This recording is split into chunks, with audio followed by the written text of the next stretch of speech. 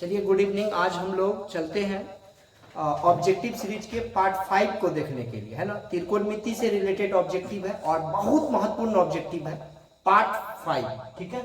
ये आपके एग्जाम में सारे क्वेश्चन पूछेंगे, इसलिए आप अंतिम तक बने रहिएगा। हम आपसे एक ही रिक्वेस्ट करते हैं, बहुत मजा आएगा और इसका कॉपी आप जरूर तैयार कीजिएगा, ठीक है। तो चलिए आज का पहला ऑब्जेक्टिव से मिलते हैं। आज का ऑब्जेक्टिव है समकोण के सामने वाली भुजा कहलाती है। आखिर समकोण के सामने वाली भुजा क्या कहलाती है, हम लोग को इसके बारे में जानना। समझिएगा, सबसे पहले एक त्रिभुज है ना, एक त्रिभुज है। तो समझिए इस त्रिभुज में ये एंगल बना समकोण, ये एंगल क्या बन गया समकोण। समकोण यानी 90 डिग्री, ठीक।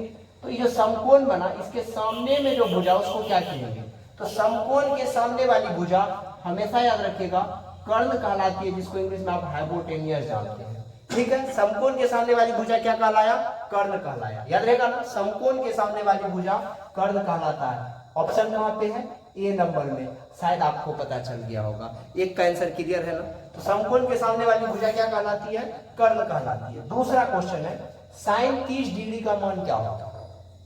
तो साइन की मान सारणी आप यदि नहीं समझे हैं तो जाइए, आप वीडियो दिया हुआ है वहां से आराम से देख लीजिए, पूरा एकदम ट्रिक से याद हो जाएगा, आप जीवन में कभी नहीं भूलिएगा, ठीक है। तो साइन 30 डिग्री का मान कितना होता है, तो सबसे पहले जीरो का मान, साइन जीरो का मान 0 होता है। साइन 30 का मान क्या हो जाता है 1/2, क्या हो जाता है 1/2। देखिए 1/2 कितना कहाँ पे है, बी में, तो क्या हो जाएगा साइन 30 का मान 1/2। याद हो गया ना। चलिए तीसरा चलते हैं, साइन π/2 का मान कितना होगा। ये क्वेश्चन थोड़ा सा हो सकता है आप जानते भी होंगे, नहीं जानते होंगे तभी आराम से सीख लीजिएगा, और एग्जाम में कई बार पूछा गया है, कई टाइप में पूछता है वो भी बता देते हैं हम आपको। साइन π, जैसे यहाँ करा तो पाई का मान आपको 180 होता है, ये बात पता चल गया। पाई का मान कितना हो जाएगा 180 हो जाएगा, ये बात आपको पता चल गया। अब पूछ रहा है साइन π/2 का मान, तो पाई की जगह पे कितना देंगे 180, 2 से कट गया, कितना बचा 90, यानी साइन 90 का मान कितना होता है, आप फट से बता दीजिएगा। साइन 90 का मान कितना, साइन 90 का मान कितना 1, तो 1 कहाँ है ऑप्शन में खोजिए। साइन 90 का मान कितना डिग्री, अब यहीं पे दे देगा हाँ साइन π/4 का मान। आप हमको करके जरूर कमेंट बॉक्स में दीजिएगा साइन π/4। तो अब यहाँ 180 दीजिएगा, है ना, 180 अब बटा 4 कटा दिए तो क्या हो जाएगा साइन 45 डिग्री। अब बताइए साइन 45 डिग्री का मान कितना होगा, देख लीजिए एक बार कटा के, 4 चौके 16, 2 बच गया, 4 पंचे 20, 45 डिग्री। बताइए साइन 45 डिग्री का मान कितना होता है 1/√2। क्लियर, समझ में आ गया होगा। यहाँ साइन π/2 का मान क्या हो जाएगा 1 हो जाएगा। फिर नेक्स्ट में आ जाए, नेक्स्ट में साइन 35/cos 55। अब इसका एक कॉम्बिनेशन आपको हम समझाना चाहते हैं।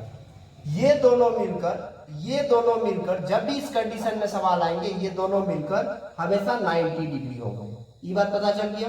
इसका सबसे बढ़िया ट्रिक हम बताते हैं, है ना, आप समझते रहिएगा।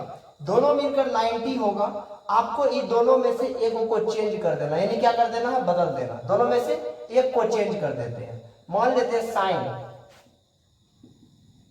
90 माइनस थीटा, मान लेते हैं इसको जब चेंज कर रहे हैं तो इस अंक को यहाँ यानी कि नंबर को लिख देना है, इसको चेंज करेंगे तो ई नंबर को यहाँ पे लिख देंगे। फिर से समझिएगा, इसको चेंज करेंगे तो ई नंबर को यहाँ पे, इसको चेंज करेंगे तो ई नंबर को। साइन 90, अब देखिए यहाँ पे कितना 55, तो आप बताइए sine 90 degree minus theta cos theta, cos theta की जगह पे क्या हो जाएगा 55। कोई दिक्कत, तो देखिए ऊपर में क्या हो गया कॉस 55 बटे नीचे में भी क्या है cos 55, ये कट गया तो कट के कितना हो जाएगा, जब भी कटेगा तो बचेगा 1, तो आंसर इसका क्या हो गया 1।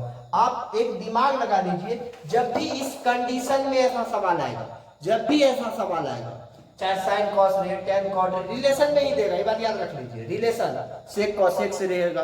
तो जब भी इस कंडीशन में रहेगा तो उसको सॉल्यूशन करने जाइएगा ही नहीं, डायरेक्ट में उसका आंसर क्या लिख दीजिएगा 1। क्लियर हो गया। आ जाइए क्वेश्चन नंबर 5 को देखते हैं, है ना। तो थोड़ा सा देख लेते हैं क्वेश्चन नंबर 5 को क्या कह रहा है। सेम वही कंडीशन, यहाँ पे क्या था, यहाँ पे था क्या भागा में था और यहाँ घटा में है, तो एक को चेंज करना, यहाँ भी क्या करना एक को चेंज कर देना। तो पहले वाला को चेंज कर देते हैं, tan 90 माइनस थीटा को दे दीजिए 50, यहाँ 40 है ना, तो यहाँ 50 है तो इसको यहाँ पे दे देते हैं 50। तो tan 90 minus theta cot theta cot 50, तो फिर क्या हो गया देखिए यहाँ पे, थोड़ा सा इसको लिख देते हैं cot 50 माइनस फिर क्या है cot 50। अब आप बताइए, जब दोनों चीज सेम हो, प्लस माइनस खत्म हो गया, तो बचेगा क्या? जीरो। आंसर कहाँ पे है? बी नंबर में। शायद आपको ये पार्ट पूरा समझ में आ गया होगा। ठीक है, नेक्स्ट पार्ट के लिए आप जुड़े रहिएगा। मिलते हैं हम लोग नेक्स्ट पार्ट में। पूरा देखिए, नोट तैयार करते चलिए। मिलते हैं, तब तक के लिए बाय बाय।